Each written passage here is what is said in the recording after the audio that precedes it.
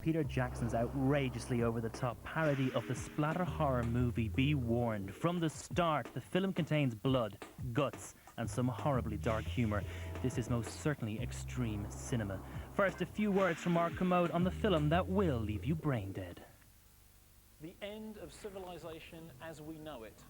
That was one critic's reaction to tonight's slice of extreme cinema, Peter Jackson's classic splatter spoof Braindead, a film which takes a nostalgic picture of 1950s New Zealand, injects it with a lethal dose of savage social satire and twisted Oedipal subtext, and then sprays it with blood at the rate of 5 gallons a second. As the tagline says, prepare for complete mental shutdown. Hailed by mainstream critic Leonard Maltin as, one hopes, the pinnacle of its genre, Braindead set the high watermark for extreme movie gore and remains unsurpassed for its graphic depiction of awful, hurlingly humorous horror. It was also something of a watershed for Jackson, representing the culmination of his childishly outre early work and marking the beginning of his more adult filmmaking career. Having made a name for himself with the no-budget, sick-drinking, interstellar romp Bad Taste, Jackson struggled for some time to get Braindead off the ground, and indeed it was his frustration with this process which ultimately gave birth to his nastiest film, Meet the Feebles, a grisly puppet parody riddled with anger and hatred, which turned out more spiteful than funny.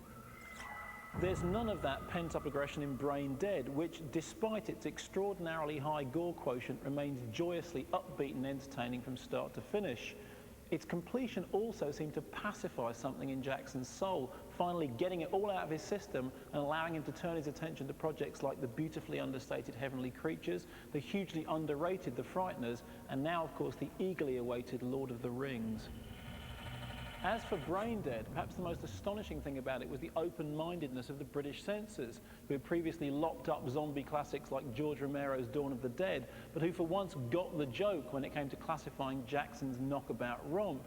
In America, the MPAA demanded substantial cuts to the now retitled Dead Alive before granting it the all-important R rating. Here in the UK, however, Braindead was unleashed with an uncut 18 certificate, stunning and delighting hardcore horror fans, and scaring the living daylights out of people who couldn't believe that such a film was possible, let alone legal.